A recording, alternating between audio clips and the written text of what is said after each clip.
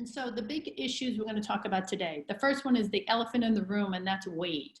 And we're going to talk about how weight can influence cancer and recurrence. We're going to talk about the dietary guidelines for breast cancer, and then alcohol recommendations. And then finally, I'm going to talk a little bit about some of the new things that the researchers are honing in on related to breast cancer and nutrition. So the very first thing we always talk about when we talk about cancer is weight. And the reason for that is that, they used to think that our weight was really just cosmetic, that maybe we couldn't squeeze into our favorite clothes anymore. But we now know that the fat in our bodies is really very active and does give off hormones and different cytokines. And so that's one of the reasons why if we can get and maintain a healthy weight, it's going to go a long way to helping us fight recurrence. And some research has shown that particularly for breast cancer patients, having a little extra muscle can help too. And so for these reasons, we really encourage people to try to be as active as they can. And I know it's difficult right now, we're in the COVID-19 era at the moment, but you can still get out and take a walk as long as you're wearing a mask or doing a little social distancing from folks. And even at home, you can do a little bit of resistance training exercises. And I would love for you to visit our Levine Cancer Institute Facebook page, because there's a really good exercise video on there that you can do in the privacy of your own home. And you can even use things in your house like a bottle of water or cans to do a little bit of resistance training. And by the way, we also have some very nice videos to help you through this time in terms of how to order food safely and have it delivered to your house, what precautions should you be taking, those kinds of things. So be sure to visit that when you can. And so that's the first thing. I just want to point out about the connection between weight and recurrence. Now, sometimes especially for breast cancer patients, when you're going through treatment, you may be very tired. You may not feel like getting any exercise or anything like that. But we know that even just a little bit of walking can help fight fatigue and also help just in terms of keeping the muscle mass going. You may have noticed if you went through treatment that you were nauseous at times, you didn't feel like eating, and then maybe when you were able to eat, you really were feeling stressed and were overeating. So these are kinds of things that can influence weight for breast cancer survivors as well. And then sometimes too, some of the medicines, like say you were on a steroid to help reduce inflammation during your treatment, that can sometimes stimulate the appetite. So all of these things really can influence why people are eating and maybe why they may be eating a little more than they should be at different times. And then finally, two final things. One of them is sometimes people have taste bud changes, and that can influence how foods taste to you. If you've been through that, I'll just tell you, be patient, because it can take several months for those taste buds to come back and for you to be able to taste foods properly. So be patient, they will regenerate, but sometimes it does take a little bit of time. And then finally, if you're on one of those hormone reducing medicines like tamoxifen or Arimidex, one of those types of medicines, sometimes when you reduce estrogen levels, it can make keeping weight off a little more tricky. And so this is why it's so important to pay attention to portions, because we really can't afford to eat extra calories at this time because of that. And just like when women go through menopause normally, sometimes the weight goes right into the middle. Okay, more like most people picture like how a man puts on weight versus a woman, whereas a woman might put it in her hips and thighs. But as we go through menopause, or even if we're reducing estrogen, sometimes the weight kind of sits in the middle area. And so for this reason, it is important to try to do a little bit of exercise and then also watching those portions. So, you can tell I'm pushing the exercise, but I always like to be honest with people. I hate to exercise, but I do it because I know I have to do it. And even if we weren't dealing with any kind of cancer, as we get older, it's so much harder to keep weight off because our metabolism is slowing down after the age of 40. And part of that is those muscles. So this is why it's so important at least twice a week to do something where you're keeping your muscle masses, your shoulders, your biceps, those kinds of things. And like I said before, trying to do a little bit of walking. Okay. Now, you probably all know about this already, but there is a phenomenal program at the YMCAs. So once we're done with all this COVID stuff, I would strongly encourage you to look into the Live Strong program at the Y. It's geared for patients who are cancer survivors, and it's a wonderful, very supportive environment to do exercise. One thing I learned about very recently is that the American Heart Association website has free exercise classes twice a day. So if you go to the American Heart Association website, I've got it there on page 3 of our handouts. Twice a day in the morning and the evening, they're doing exercise classes. So that might be a fun thing for you to join in with at home. So let's take a look and see where we're starting, because when we talk about food, a big part of it is how much can we eat, because we all want to know how much fun stuff we get to have every day. So let's look at the next page of your flyers and figure out where you're starting with in terms of weight, okay? So when we look at our little chart here, okay, I'd like you to find your height on the left, and that's without any shoes on, and then move over to the right and find where your weight is, okay? Now you'll notice that we have a range of weights within each group. So we have a healthy weight, a little bit overweight, and then obese. And obese is really where we start to get very concerned about things in terms of health implications. And you notice there's a range, and the reason for the range is that, first of all, we're not going to weigh what we did when we were 25, right? We're a little bit older, we put a little bit of weight on. So maybe if you're 5'4", you're not going to be 125 pounds. Maybe you're more like 145 pounds. That's okay. It's still, we just want to try to be within the healthy weight range. Another thing is everybody has different body frames, right? Someone might be built very small and be at the lower end of the weight range, and someone else may have more bigger bones and it's going to weigh more. So that's why we have that range. So I'd like you to make note of where you are. Are you healthy weight? Are you overweight? Or are you in the obese range? Okay. And the reason is, in 1 minute, I'm going to tell you, you can eat different amounts of calories each day based on where you're starting. Okay. Now, I don't want you to panic. If you have weight to lose, don't worry. You can do it slowly and gradually, and that really is the safest way to lose weight. It gives your body a chance to adjust to its new weight. You're more likely to keep that weight off, because a lot of people go through these crazy diets and they lose a lot of weight fast, and then within a year it's back on.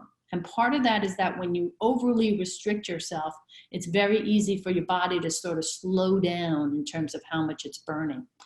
So, okay, so hopefully you see where you are. You might want to jot it down. And if you ever want to print out these flyers, you can actually fill them in if you'd like. All right, so now that you know where you're starting, I'd like you to look on the next page on my little tiny chart here, which gives you how many calories you get to eat. So if you're under 50, you're lucky, and you get to eat a little bit more than us older ladies who are over 50. And let's say you're an older woman over 50, or I'd like to call us mature. And we're in the overweight category. So we would get to have about 1,400 calories a day. All right. If you really had a maybe say 25, 30 pounds to lose, maybe you would be down to 1,200 calories. I personally don't like people to really go below 1,400 calories a day, because I think it's too hard to maintain and people get too hungry. And most of the time we all get very irritable. So it's probably better to stick to 1,400 calories and maybe do a little bit more walking if you can. So if you have a food package, I'd like you to take a look. And I'm looking at my this is like a healthy Cheerios kind of cereal. And I'm noticing on mine that I have a serving size at the top of 1 1/3 cups. All right, so you're going to notice in different cereals that you have different serving sizes. So maybe you've got 3/4 of a cup of cereal if it's like a granola, or this is more puffy, so I've got a bigger portion. All right, and I noticed that in my one serving, I've got 160 calories. All right, so that's where I'm starting. And if I were to add in milk, I'd add in maybe another 60, 70 calories. Okay, so this just kind of gives you a sense of what's in our food. Now, I'm going to tell you, for the last 30 years, our portions have exploded. Okay, and this is a big part of why we're gaining weight, is because we're getting used to bigger and bigger portions. And the worst place for this is restaurant food. Okay, so if you were to go to a Chili's or do takeout Chili's, the average dinner is about 1,200 calories. Now think about that for a second. If you're on 1,400 calories for the whole day and you're getting your Chili's dinner, for 1,200 calories. That doesn't leave you a lot of extra calories for your other meals. So for restaurant food, I always suggest to people try to eat half of it and save the rest for the next day because you're really getting too many calories.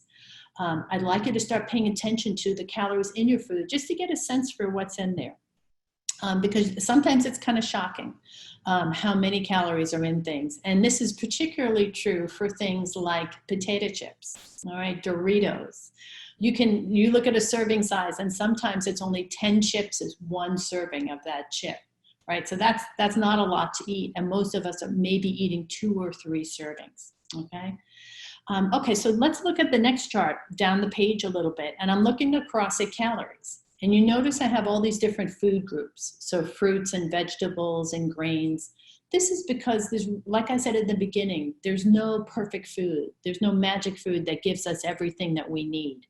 So we want to make sure that we're getting a little bit of all the different food groups each day. And so I'm going to show you different serving sizes in a minute. We'll get there together. So you can kind of see that. But first, so that's the concept. The first thing I want you to think about is, where am I starting weight-wise? Why is it important for me to try to get to a healthy weight? And I will tell you, the good news is that being at a healthy weight or close to the top of the healthy weight range gives you the best chance of fighting off not just a recurrence, but also heart disease, diabetes, hypertension, all these other things that plague us as we get older. So this is not a diet. This is really a way of eating and trying to eat a little bit healthier. And you don't need to make extreme changes. We really just need to fine-tune what we're doing so far. So on this next page, I can't really tell what page I'm on, but it starts at the top. It says General Nutrition Guidelines. Actually, it's page 6. Okay, I just found my numbers. And you'll notice these are general guidelines for good nutrition. And they start sort of like a traffic circle, a traffic light. So you see green and then orangey yellow and then red at the bottom. So let's talk about the things I want you to try to do a little bit more of. And the first thing is fiber. And it may seem like a funny thing to start with, but most of us are really not getting enough fiber in our diet.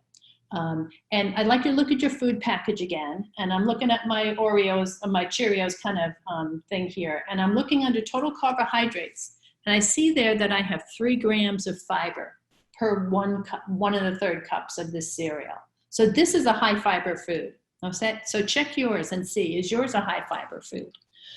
We'd like you to try to get your grains, try to get as many as you can with 3 grams or more of fiber. That goes a long way to helping you get to 21 to 25 grams a day.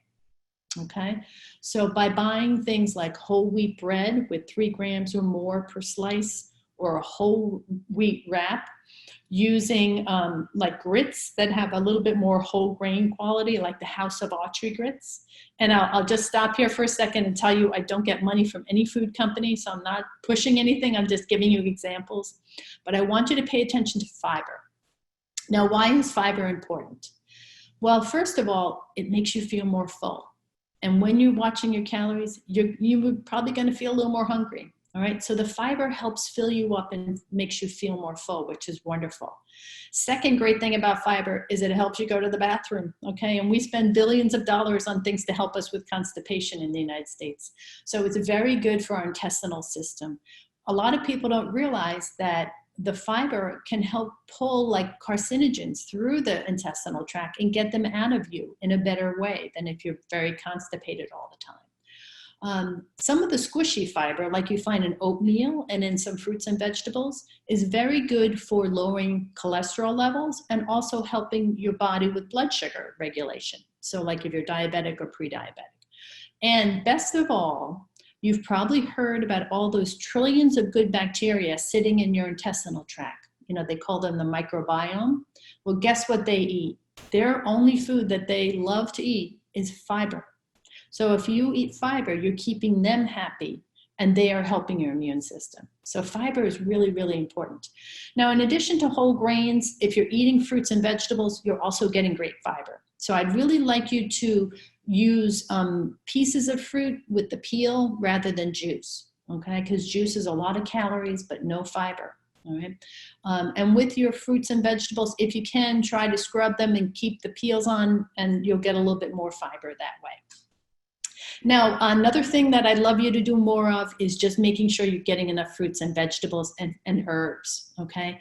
Phytochemicals are these wonderful things in plant foods, and there are 4,000 of them. And the scientists are just starting to understand how they help us. But there are a couple of phytochemical families that are very good for breast cancer survivors. So we're going to look at those in a little bit. But by eating a variety of different colors of fruits and vegetables, you're going to get a lot of these nice things in there. And I love people to use fresh herbs. And when the weather gets a little nicer and we can get outside and get back to the store, run over to Trader Joe's. They have very good prices on nice fresh herbs like basil and oregano. And those things are wonderful to put into salads and cook with your chicken. And they give you a lot of these wonderful phytochemicals.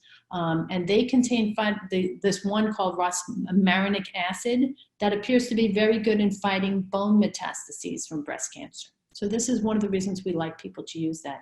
And then one of the things that I have tried to do, because I love pretzels and popcorn and baked potato chips, right? I love all that starchy stuff, but I've substituted one of my starchy snacks with a veggie snack. So an easy thing to do is to run to the store next time you go with your mask on and get some mini peppers. You know, those little colorful peppers that come in the bag? They're delicious, they're sweet, they make a great little snack. Or use carrot sticks or sliced cucumbers, grape tomatoes. Any of those make a great vegetable snack. And so just add one veggie snack a day, try to have a vegetable at lunch, and then 2 servings at dinner. Okay, so we'll see a little bit about that.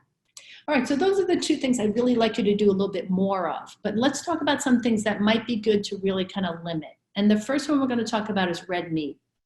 Now, red meat has a particular type of iron that seems to be very irritating to the colon, okay? And this is why it's connected to colorectal cancer. So we'd like you to keep a lid on how much red meat you're eating every week. So try to do no more than 3 servings a week, all right? And if you look at the palm of your hand, that shape is about 4 ounces of cooked meat, all right? So that's a good size serving. So no more than, say, 3 servings a week of red meat. And when I say red meat, I mean beef, pork, and lamb, all right? I know you may have seen the commercials that say pork is the other white meat. Well, they're just lying to us, okay? That's not true, okay? So pork, beef, and lamb are all the ones that we'd like you to be careful about. So you can have them, but just don't have too much. The next one is artificial sweeteners, okay? There's no connection to cancer with any of the artificial sweeteners, but there is a little research here and there with different things like Splenda and Equal, where some people get headaches. With the Splenda, there's a little concern about, does it change those microbiome, you know, does it change the bacteria? So if you really like to use these kinds of things, I would suggest using stevia instead. It is a more natural sweetener, it's not artificial. And if you don't like stevia because it tastes bitter to you, then I would try the one that comes from the Splenda company, okay? It's not a Splenda product, it's Splenda Stevia Naturals, and it doesn't taste bitter. Some of us, we have just taste receptors that make regular stevia taste bitter to us. This is a different part of the stevia plant in the Splenda one. So that's a good one if you'd like to try it. Now, and I mentioned the other one already about eating out. So please watch the eating out. And if you are going to salad bars down the road, okay, I'd like you to really watch the avocado and the cheese, okay? These kinds of things can add a lot of fat, a lot of calories. Watch the dressings and the croutons, okay? And you're gonna see in a little bit, I'm gonna tell you, I'm not a fan of fried food, okay? And there's a reason, and it's related to breast cancer. So we're gonna talk about that at the end. Okay, so now let's talk about the things we really want you to really be careful about. And the number one thing that most people would not think about is sugar, okay? Why are we worried about sugar? Well, in the United States, we are swimming in sugar. The average American consumes 23 teaspoons of sugar every single day. That's the equivalent of a 4-pound bag of sugar in 19 days. And we have no idea that we're eating that much. And the reason is it's hiding in our drinks for the most part, all right? It's in your sweet tea and your lemonade and your soda and those drinks you get from Starbucks. Some of the drinks from Starbucks have 15 teaspoons of sugar in them. So let's take a look at our label for a second. Under carbohydrates, you're gonna see sugars listed. Now, if you have a new food package, the new food labels list added sugar. So that's what I really like to look at. If you don't have added sugar and you just have total sugar, you can still use that. That's just an old food package. All right, so I'm looking at this one, and it says 11 grams of added sugar in my cereal in one and a third cup serving. So I'm going to tell you that I would like you to limit yourself to 6 teaspoons a day if you're a woman, and 9 if you have a man in your life. Okay, so 6 teaspoons a day.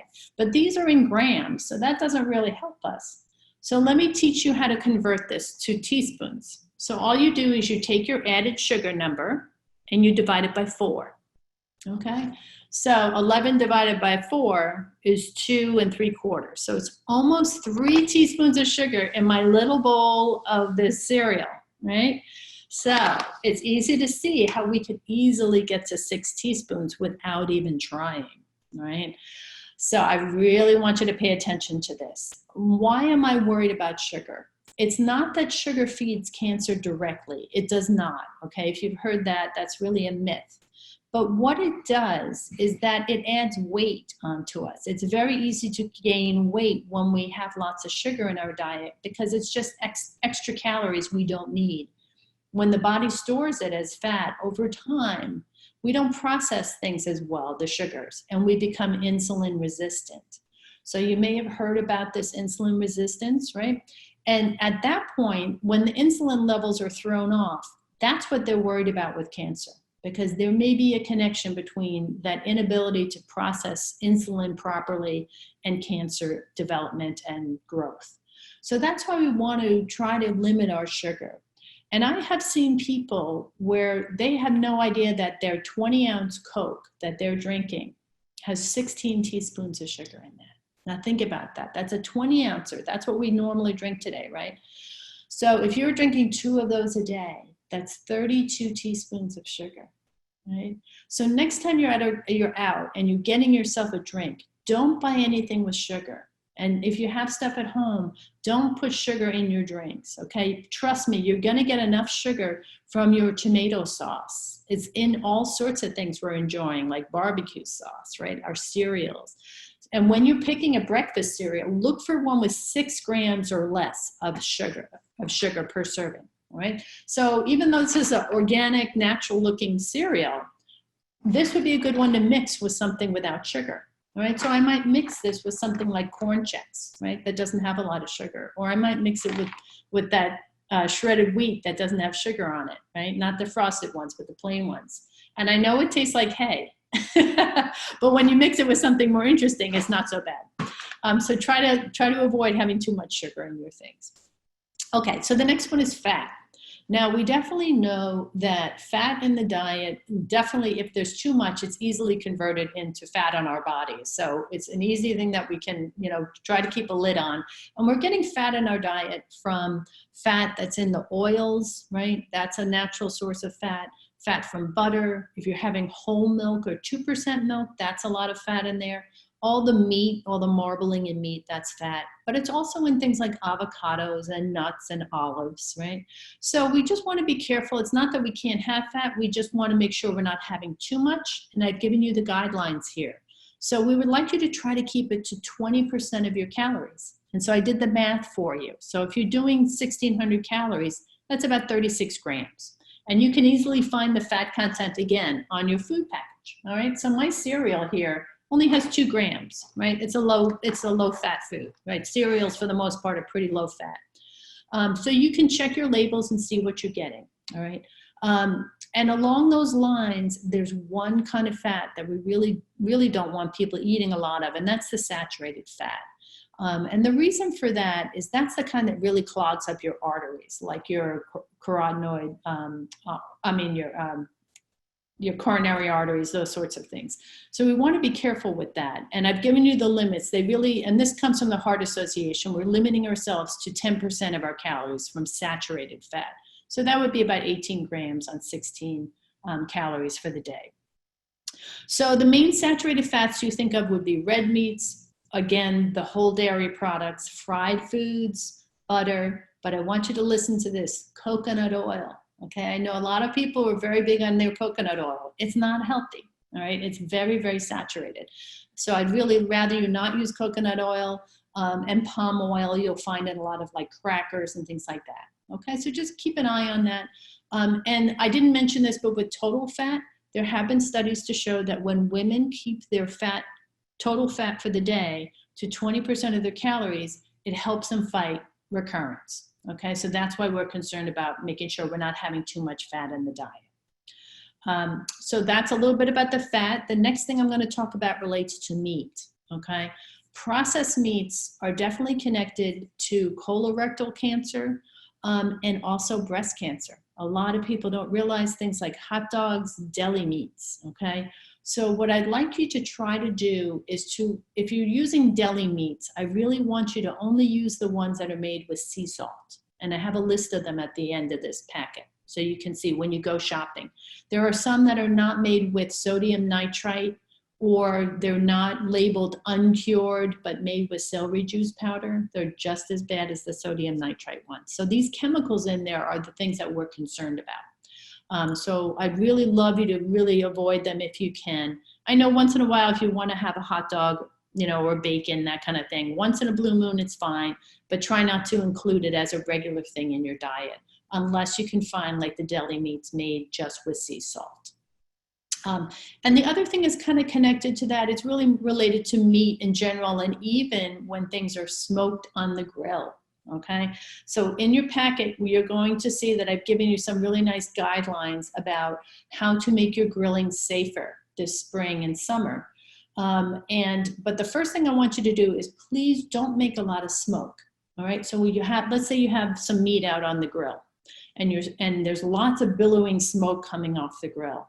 Well, guess what? Whenever you have smoke, you have carcinogens. They're called PAHs. And this applies to anything that's on your grill. So even your vegetables, okay? So say you have one of those green egg, you know, expensive smoker things, and you're outside with your eggplant and you're making lots of smoke, you're creating these chemicals. So we really want to limit the amount of smoke that we're making. And I would ask you, when you're going shopping, please don't buy smoked cheese, smoked meats, okay, things like that. Buy the regular kind that isn't smoked, so you're reducing the amount of exposure you have to those PAHs.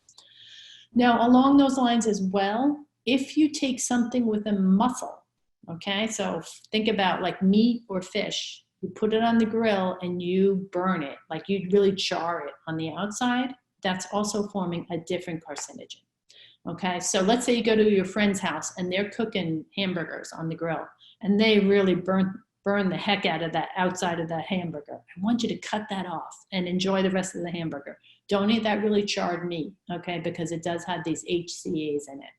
So those are some of the things that we really would like you to watch out for because they're really not healthy for us.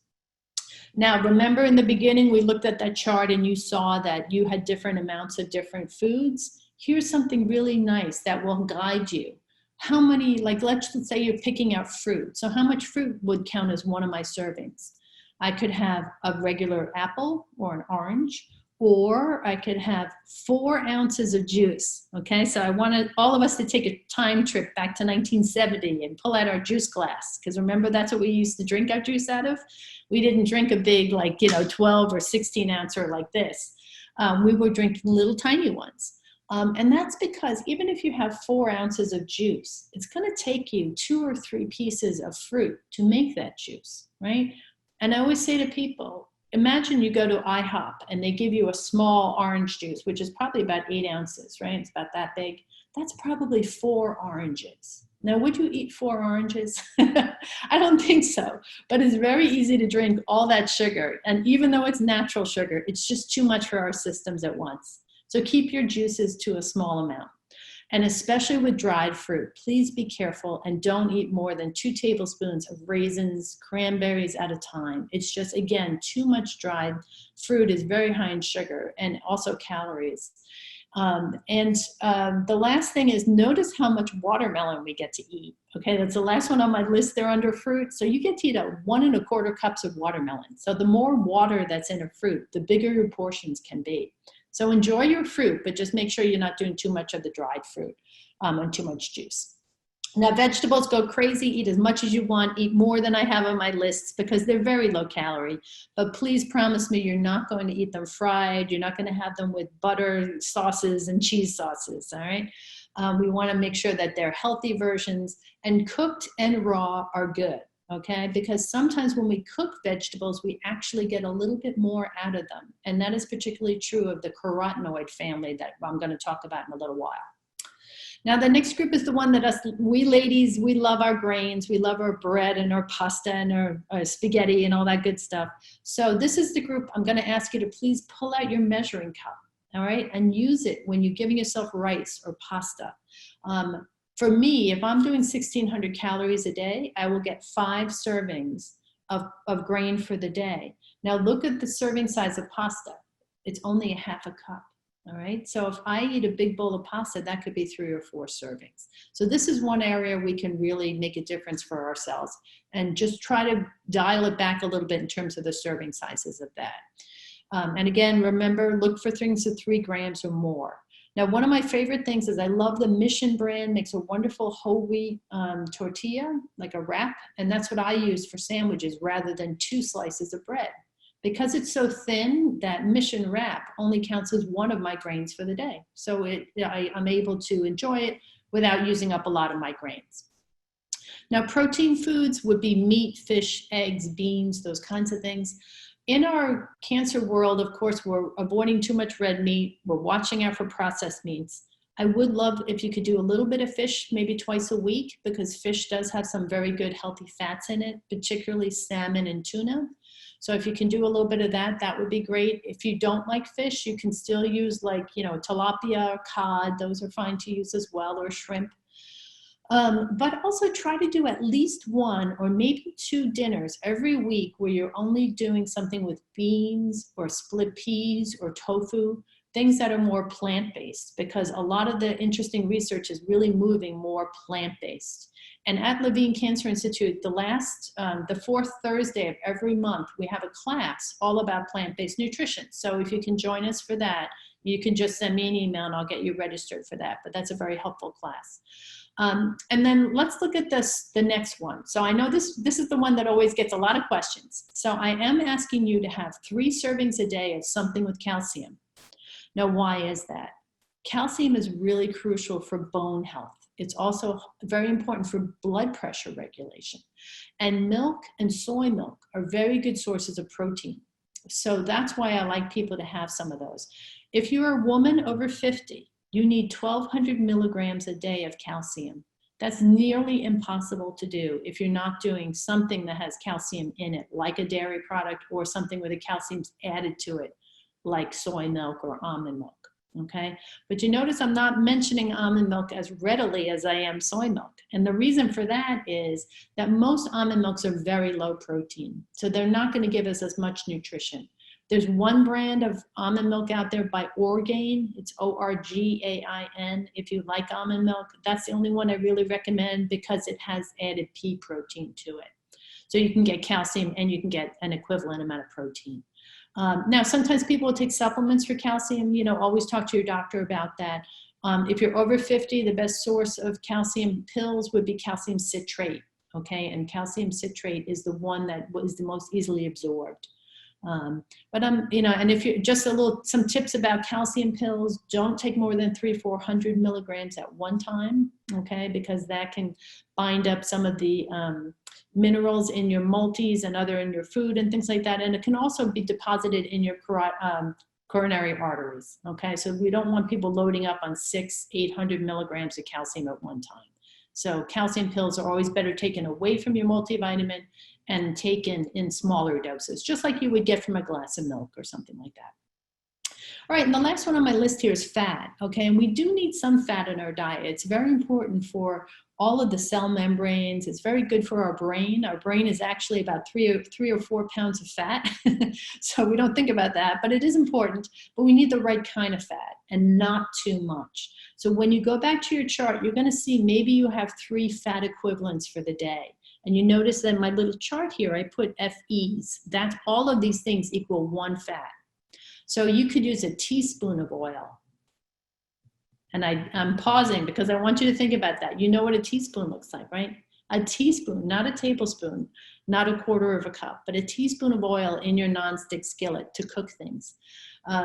I like to watch cooking shows. And when I watch The Pioneer Woman, I wish that they would come with a disqualifier at the beginning that these recipes are not good for your health because there's usually way too much fat in them.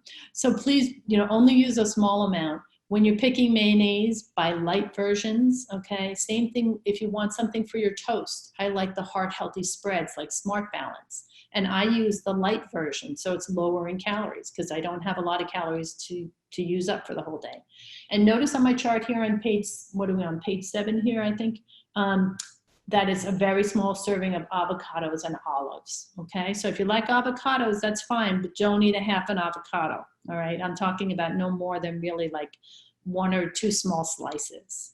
And in terms of oils, the best ones to use for low temperature cooking would be extra virgin olive oil. And for higher temperature cooking, 400 degrees and above, I would suggest grapeseed oil or canola. Those are better ones to use, or avocado. Those are more high temperature oils, okay? So those are some of the guidelines and the serving sizes, but let's get into sort of the nitty gritty, a little bit about breast cancer and things like that. So vitamin D is essential. It is actually involved in 700 different reactions in the body. And so we really want to be careful and make sure we get enough vitamin D. It's something we should all be tested for pretty much every year to make sure it's not too low. It's very hard to get from food because most of us are not drinking milk, okay? That's the main source of it for most people.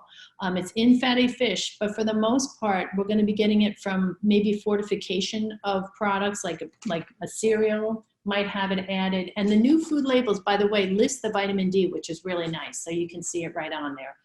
But get yours checked and make sure it's not too low, because if it is low, you are more prone to cancer, you're more prone to autoimmune diseases. So vitamin D is an easy thing to fix. So, just keep an eye on that.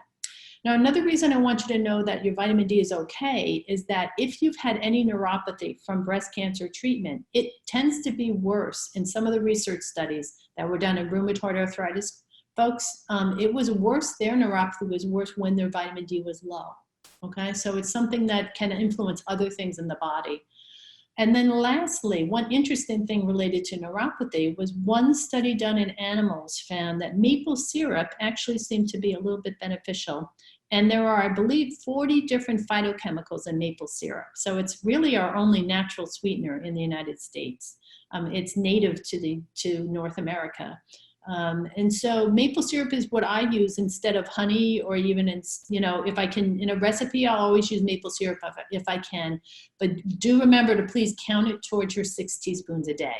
All right, so I don't want you guzzling maple syrup because Pat told you it was good for you. Okay, so let's talk now about soy and breast cancer. I know this is a hot button issue. I know a lot of people are concerned about this. But I am here to tell you, if you look at page 8 of the handouts, I want you to look right there at the 3 things listed about how soy actually has anti-estrogen properties, okay? It can actually stimulate a protein that helps bind up estrogen so it can't get to your estrogen receptors. It can block it from binding to it in and of itself. And then finally, it can actually stop your own body from making estrogen from your own fat, because that's where we're getting our estrogen if we're past menopause.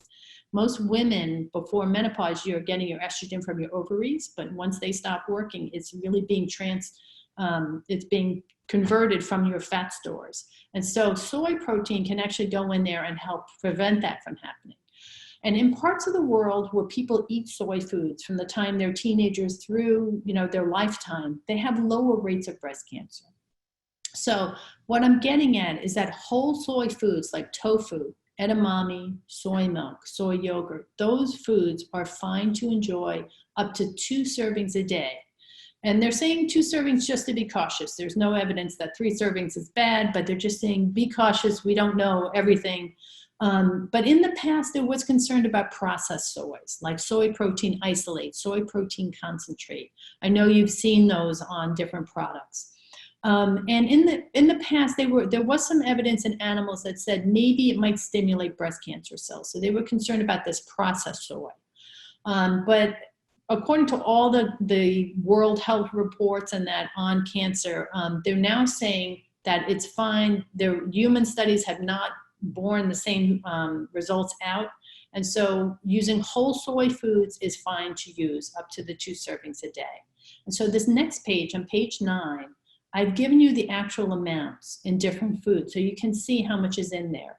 And they would say up to 50 milligrams of the isoflavones, that's the phytochemical in soy products, is fine to consume, okay? I love soy because I love to use tofu. It's a very easy way to add protein to things. So I love to make soup. And I'll be happy having like a nice soup for dinner with some nice salad and a good piece of bread. But I'll add tofu to my soup to give it the protein that it needs, because vegetable soup doesn't really have a lot. But what I really would suggest that you don't do is load up on protein powders, okay? Because again, that's a more processed soy. So don't use like a soy protein powder. If you want a protein powder, use one that's based on whey, which is a dairy protein, or you can use hemp powder, although it tastes pretty awful. But I just wouldn't use the processed soys, because those, we don't know about the long-term effects of those. And I would not recommend that people run out and buy like pills of soy isoflavones or anything like that. So that's the bottom line with soy. So do enjoy it, and it is delicious. It's a very heart healthy way to get protein as well. And as I mentioned before, you'll see on page 9 or on page 10 of my handouts now that soy milk is the closest in terms of protein to regular cow's milk. So if you don't want to do cow's milk, the best nutrition-wise would be soy milk. And it has a nice creamy texture as well. Oat milk is nice, but it only has about half the protein that is in soy milk. And almond milk, rice milk, they have no protein really, except if they're adding pea protein to it. And Bolthouse, I mentioned here on page 10, you can see I've given you some other suggestions. If you really want a plant-based pea protein milk, Bolthouse is the one I like because it has vitamin B12 added to it. So I hope that, I know we'll probably have questions at the end about soy, but so I just hope that that allays your fears. And again, I just would really avoid a lot of things with that processed soy in it.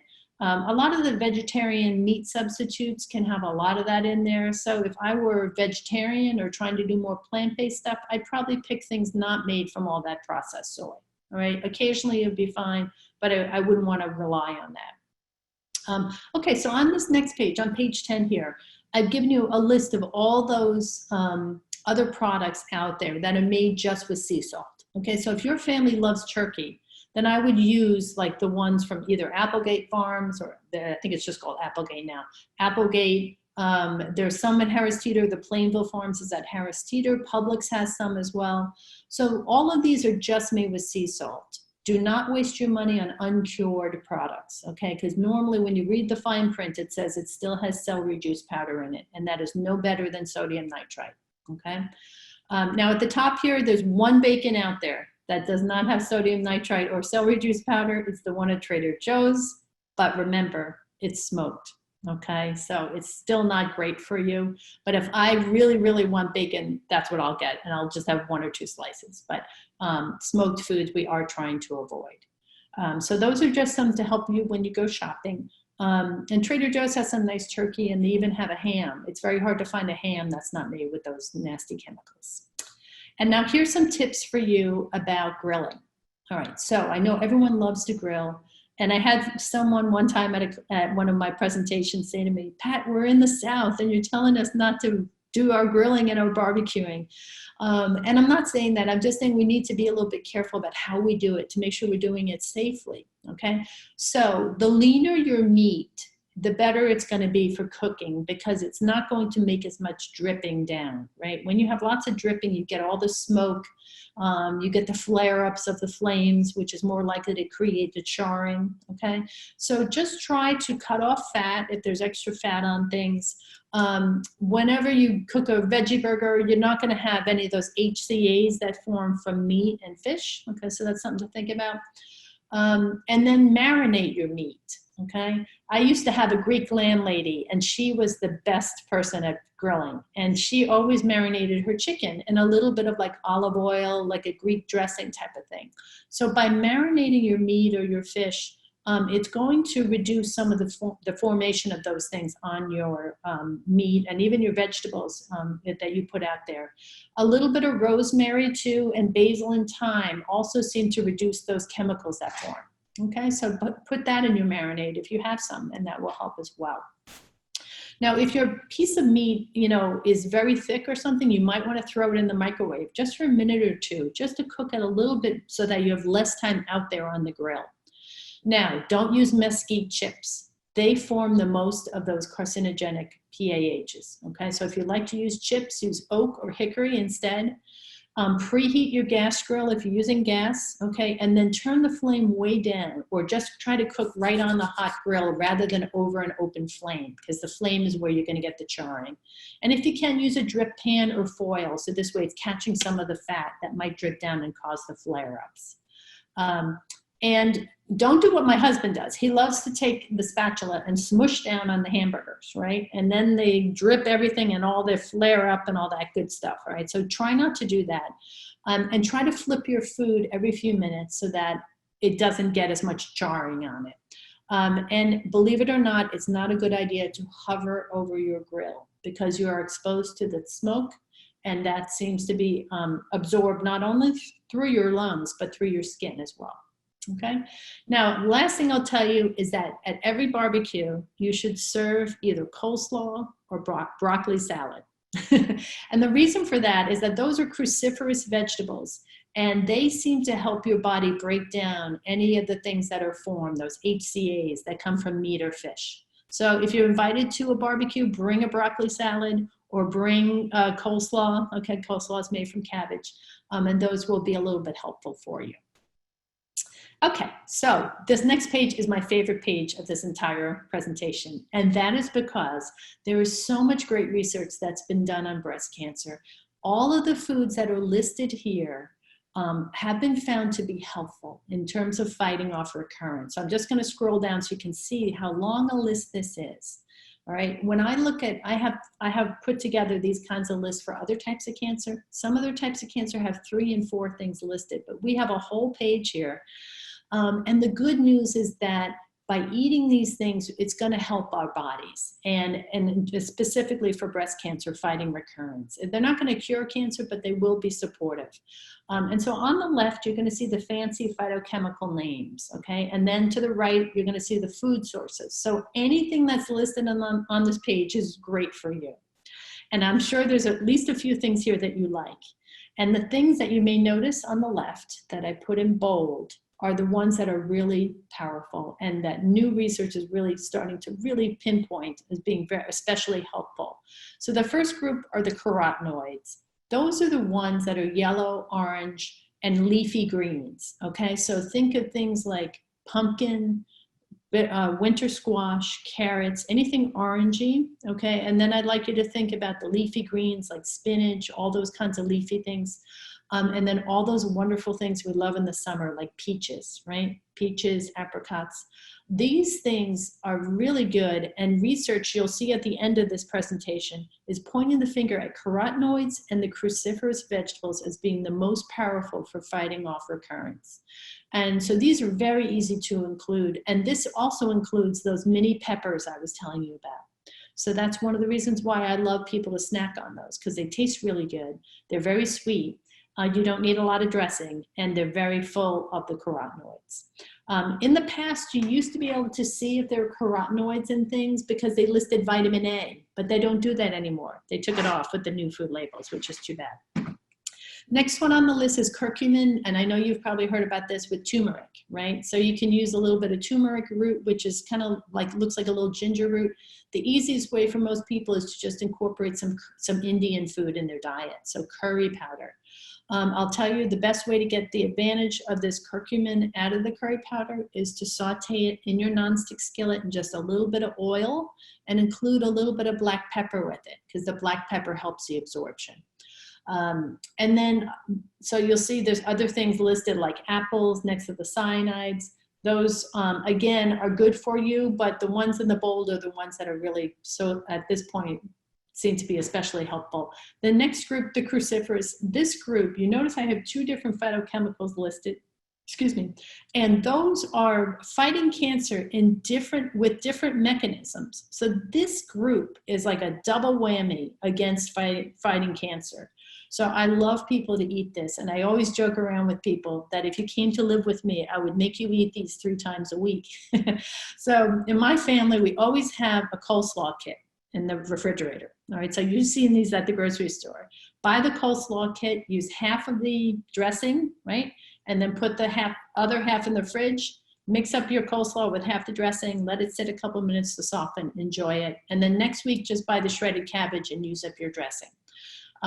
Broccoli, cauliflower, okay? And it doesn't matter if it's frozen or fresh, okay? It's okay to use frozen as long as, again, they don't have lots of sauces on them. But they're very easy ways to enjoy things, and radishes too. So next time you're making a salad, put some radishes in it. Put some arugula, that's spicy lettuce. That's another good source of the cruciferous vegetables. Now also too, you're gonna see ginger here. You're gonna see flax seeds, okay? So ground up flax seeds have these things called lignans that seem to be very good. Again, they're sort of in the same family as the soy. And so up to 2 tablespoons a day is recommended. How I use it is I sprinkle it on my yogurt and my cereal. I put it on my peanut butter before I fold up my peanut butter sandwich. It's a good thing to add to things, and anything like pancakes, muffins, add a little bit of ground up flax seeds too. Now, lycopene is another of the carotenoids. These are more reddish, so tomatoes, watermelons, red carrots, you don't see those very often, but tomatoes and watermelons particularly are very good. This not only helps fight cancer, but it also helps protect your skin from the sun. And I always like to give a nod to Mother Nature, because Mother Nature gives us what our bodies need at that time of year. And think about when tomatoes and watermelon come out, and the heat of the summer when the sun is the strongest. And they're very good sources of this lycopene that helps our skin. All the carotenoids are very good for the whole GI tract. They're also very, very good for giving you beautiful skin. So, and keeping your skin healthy. Now the omega-3 fats are also listed, and that's the fatty fish. Okay, so salmon, tuna, I can't tolerate it, but sardines and herring, if you can eat them, are very good for that. Canola oil is a very good source as well, and the ground up flax seeds. Now, next on the list, I didn't bold it, but I'm gonna ask you, please eat lots of garlic and onions, all right? They have this thing in there, it's the allium family, and this group of phytochemicals is also a very powerful one to fight cancer. And so I try to include those in a lot of my dishes too. The next one on the list is quercetin. This is interesting. It's kind of bitter in nature. So it's red onions, arugula, apples, blueberries, blackberries, seems to be particularly good at helping fight the formation of tumors. Notice there's some herbs listed too. So these are all very good for us. And remember earlier I mentioned that rosmarinic acid, see all these fresh herbs? You can get it from dried herbs as well, but there's a world of difference between fresh basil and dried basil. So if I could, I'd have a basil plant going all year round, just because it is just so wonderful and so fragrant. And you know, when we're cutting back on fat and salt in our diet to be healthier, adding fresh herbs makes all the difference. And mint too is a wonderful one to add to salads. Like a carrot raisin salad with a little bit of light mayonnaise, delicious kinds of things. Notice too that we even have the peels of fruits, so the zests, see the triterpenoids. That's another phytochemical that's good for you. And then the last one on the list is vitamin D, like we talked about. Now, also just so you know, now that it's past the winter time, you can just go out in the sun for 15 minutes at around midday, twice a week, and that will give your body enough sunshine to make vitamin D. You actually make vitamin D on your skin, from your skin, when the sunlight hits it. So I'm not saying skip the sunscreen the rest of the time, but just a little bit of sun can be a good thing. And so that will help your body make vitamin D as well. Okay, so we're going to talk just the last couple of things. I know I'm talking your ears off, but let's talk about pesticides for a minute, because I know a lot of you are wondering, you know, is it worth it to use organics? Does everything need to be organic to be healthy? I'll tell you, I use the Environmental Working Group as their list every year they put out as my guide, and it's called the Dirty Dozen list. These are fruits and vegetables that national studies and surveys of what's out in the marketplace shows that these things are most likely to have still residual pesticides on them, even after you wash them. So when you look at this list, look carefully and see, is there anything on there you're eating, say, 3 times a week? If there is, then it's probably worth it to buy it organic, because you're exposing yourself over and over again to the same chemicals. So, you know, for that reason, for me, I eat frozen spinach. I cook it up a big bag every Sunday, and then I put my cooked frozen chopped spinach and all sorts of things through the week. So I buy organic because I'm eating that probably every other day. I never eat nectarines. Just not that I don't like them, I just never bother. And so if you offered me a nectarine, I wouldn't care because I don't eat it often. Okay, so it's really something you're eating a lot of. If it's not on this list, I really wouldn't worry about it. Okay, but do notice that strawberries are number 1. They're always number 1 on their list. So for that reason, spend the extra money when strawberries come out next month and they're fresh, because they are just fantastic. It's worth the money, but they really do you can't really scrub strawberries very well. You can scrub an apple very well with a brush, right? A regular apple, but you really can't scrub a strawberry very well. So if you're, you're trying to avoid lots of chemicals and things like that, and you can afford it, then I would just focus on these that are on this list as your ones to, consider buying organic. Now, at the bottom here, I've got some nice cookbooks. There's a cookbook that was written specifically for breast cancer survivors called Back in the Swing. And I've given you the library code numbers. And whenever we can get back to the library, you can look this one up. It's very nice. These are good websites for good, solid information. Cancer Institute. I particularly like the American Institute for Cancer Research. They have wonderful things on there. Recipes, the only magazine I'd really recommend or website to go to for recipes that's not cancer related would be Eating Well. It used to be the Cooking Light program, Cooking Light magazine. It's been converted to Eating Well.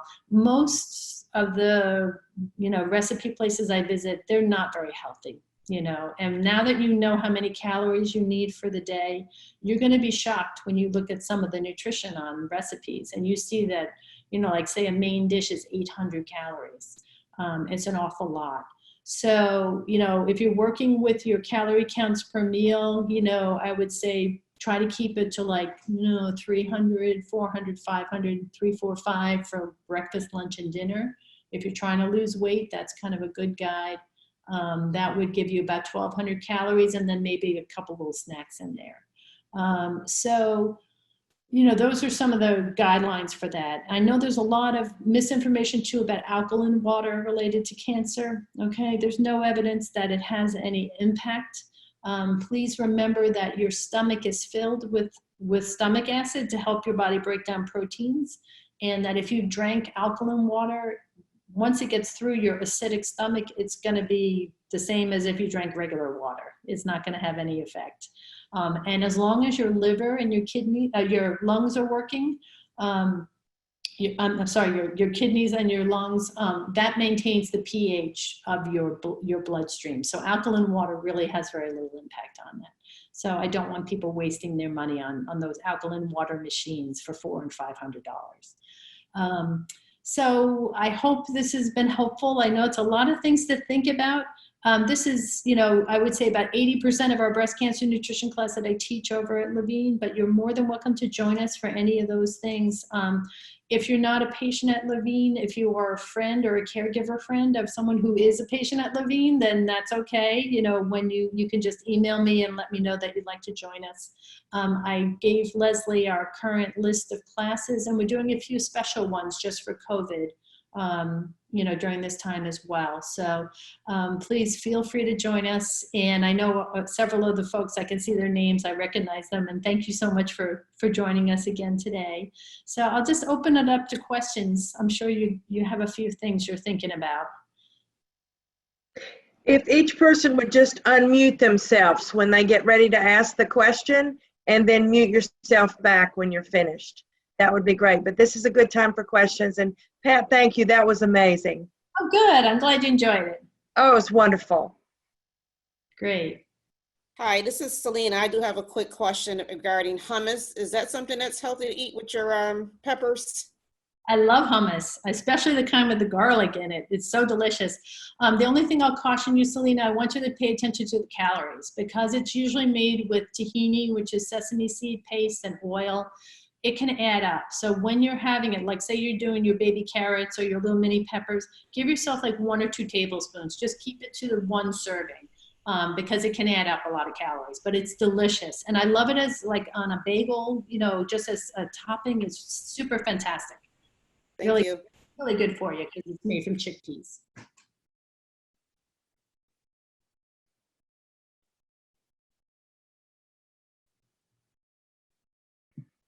Does anyone else have any questions?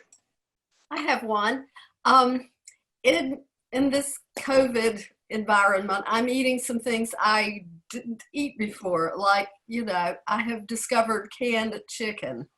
What do you think of canned chicken? You know what? I'm not a food snob. So as long as it's healthy and it tastes good, I'm fine with it. You know, I know sometimes it feels a little funny to eat that kind of stuff, but you know what? With anything canned, just pay attention to the sodium, okay?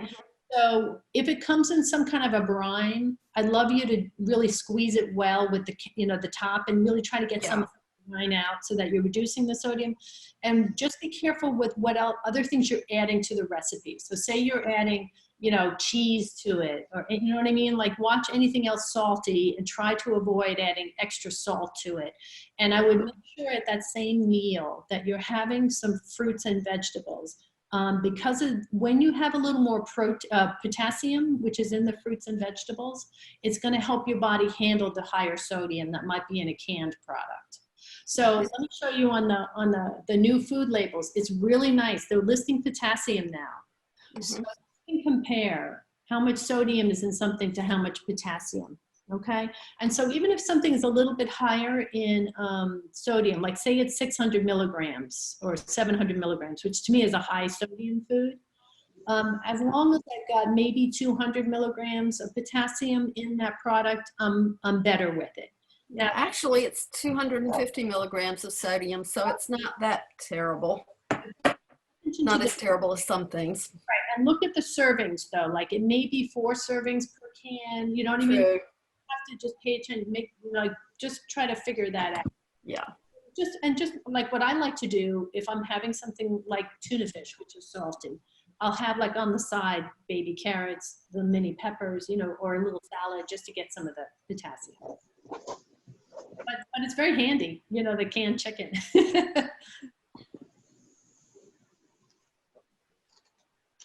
Pat, this is Joyce Gillen. I came in late. And I really enjoyed your presentation, but I don't have the materials. How can I get that? Okay, well, does Leslie, do you have her email? Joyce, I believe that I sent that to you last night. Had you already pre-registered online? Yes. I sent an email out to everyone last night and then a few today for everyone who emailed online. So you should have the handouts. Okay, got it. I just didn't realize that. Sure. Thank you. Thank you. And if anyone wants to email me, you know, feel free to. It's my email address is just my name. So it's patricia.fogarty. And I'll spell my last name. It's Fogarty. And then, so it's patricia.fogarty@atriumhealth.org. So, you know, if you think of any questions that you forgot, like, you know, today and it's 3 days from now, feel free to email me. I'm happy to answer questions. Oh, yeah, sure. Hi, Sue. Hey, I was wondering about apples that have that waxy coating on them. Is that something we should try and get rid of, or? I'm not worried about the edible waxes. I'm really worried more about the pesticides, you know, and the herbicides. So I'm not so much worried about that, but you know, apples are on the dirty dozen list. So I would say for apples, we can get organic now pretty easily, and they're not super bad in terms of price. Because I know even 3 years ago, things sometimes were so expensive. But I know like even Harris Teeter has nice little bags of different apples. So I do buy organic apples, and you're not going to get the waxes on there like you would from the other ones. Oh, okay. And just so you all of you know, like organic foods, if it's labeled organic, then it can't use any of the bad chemicals in there. So that's really nice to know. But I would just, and also too, apples are pretty easy to scrub. So if, let's say your favorite apple is not available in organic, then just get yourself a good scrub brush, a vegetable brush, and give it a good scrub under running water. There's no evidence that fruit washes are any better or even healthier, to use. So I don't recommend those.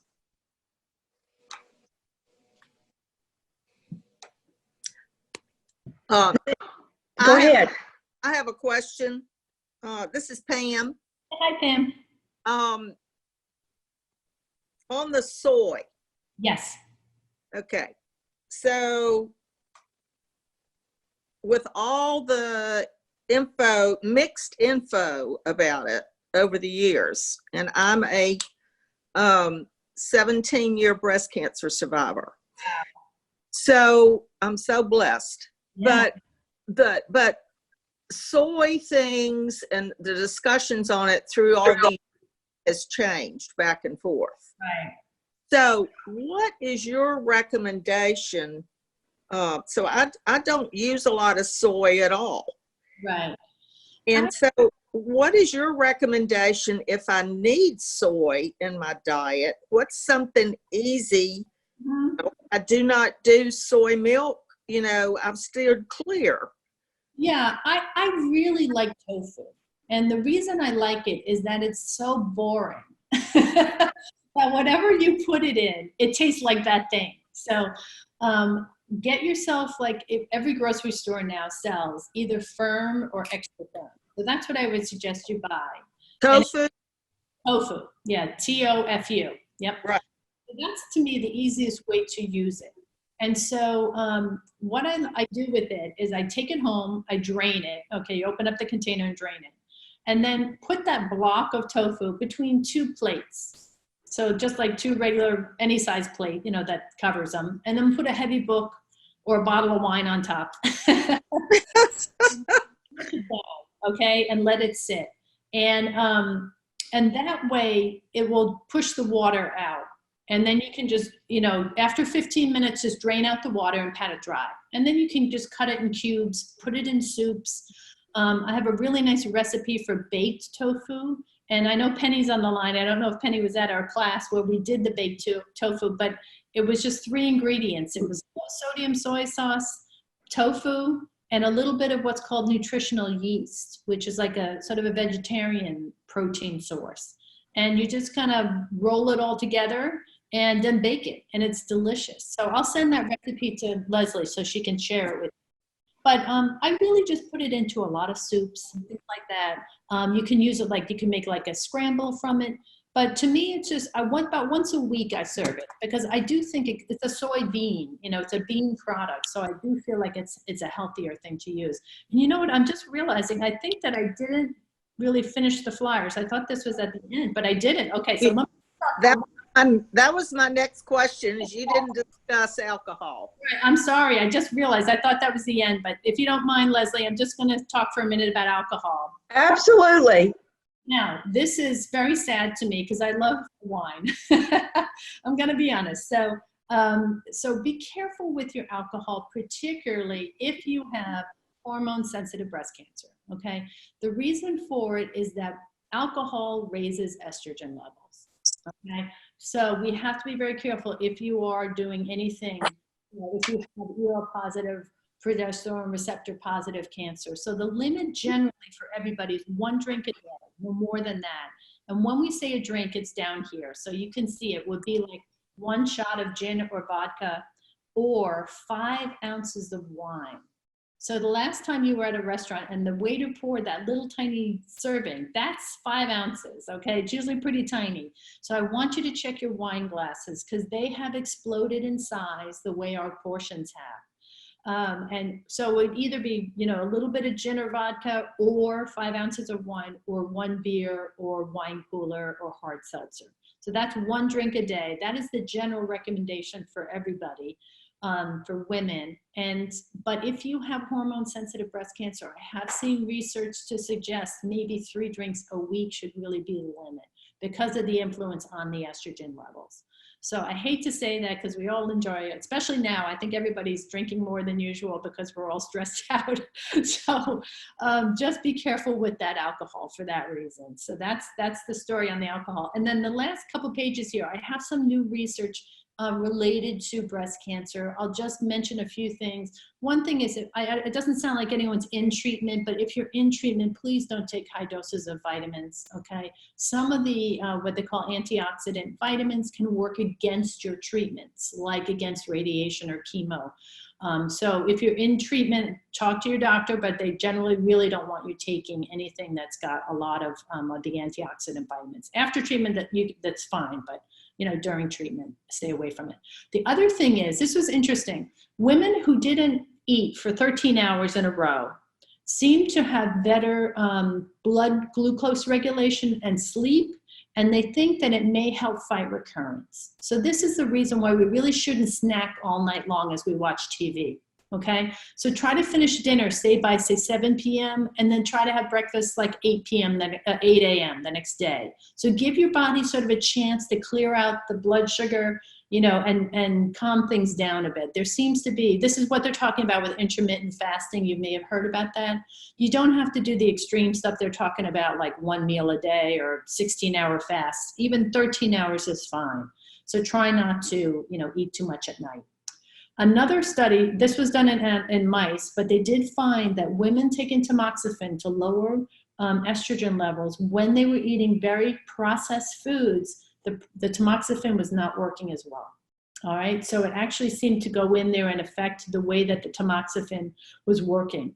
And these were particularly foods high in sugar and fat. Okay, so really stay away from a lot of bakery products, a lot of like fried foods, potato chips, that kind of stuff. It's related to these things called AGEs. So, just trying to do more natural, less processed stuff is good. Another study showed that eating smoked, grilled, barbecued red meat increased mortality for breast cancer survivors. Okay, so this is why we recommend not doing a lot of that red meat, and also trying to be careful when you're smoking and grilling. Okay, just to reduce some of those things that that can develop. This I thought was fascinating about fried foods. It was another study done in animals. They were showing that when these animals were fed foods that were made from oil, like fried in oil that was old, okay? This is what every restaurant is doing. They do not change their oil every time they fry things, right? They're using the oil over and over. And for some reason, when animals were fed foods that were fried in this more processed, older oil, it seemed to create genetic changes that were promoting metastases. So this is why fried food really, I really don't think it's a good thing for us to be consuming. Really, if maybe once a month if you really love it, but try not to do a lot of fried stuff. Now, on a positive note, this is what I was mentioning earlier, garlic and onions. Women in Puerto Rico have lower breast cancer rates, and they think it's from their seasoning that they eat called sofrito. They make a fresh version of this, which has onions and garlic in it. And they think that this group really does help fight breast cancer. So onions, scallions, chives, leeks. I love scallions because, they're just easier to throw into lots of different dishes. They really jazz up a lot of things. So try to include more of those. And garlic is very easy. I don't know if you've gotten any of them, but they have these wonderful little frozen garlic cubes that you can buy at Trader Joe's and at Walmart and Harris Teeter in the freezer. And you pop them into your skillet. It's a very easy way to use garlic. And the brand I usually buy is by Dorot. It's D-O-R-O-T. It's very good. And they sell one at some of the Walmarts too. Okay, next one is, I don't want you to worry about dairy products. I know there's a lot of negative stuff out there about dairy. It's not dairy per se that's the problem. It's the fat in the dairy that's the problem. And a couple of months ago, there was a headline about, some vegan group was saying cheese should come with a warning that it's going to increase breast cancer risk. But what the research, when you actually go in and look at the research, which I did, it was saying it was high fat dairy, not low fat, that was a problem.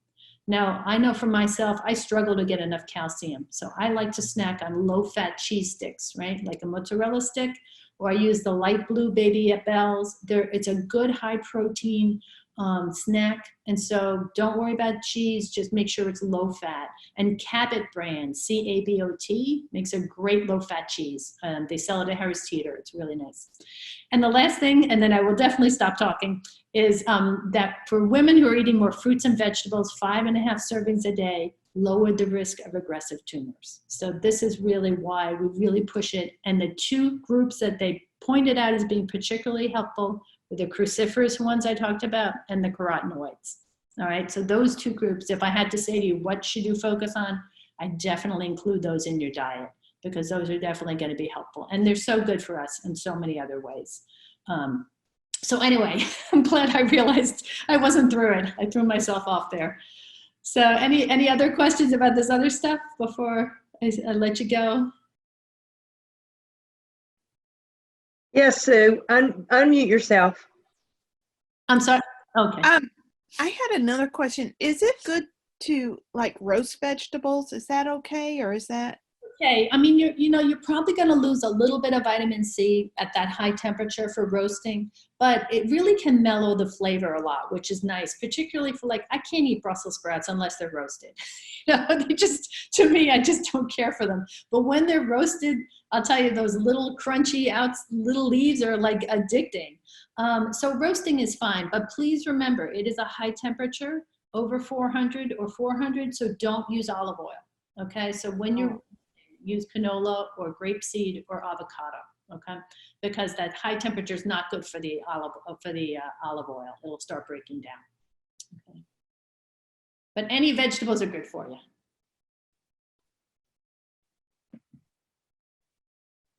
Does anyone else have any questions?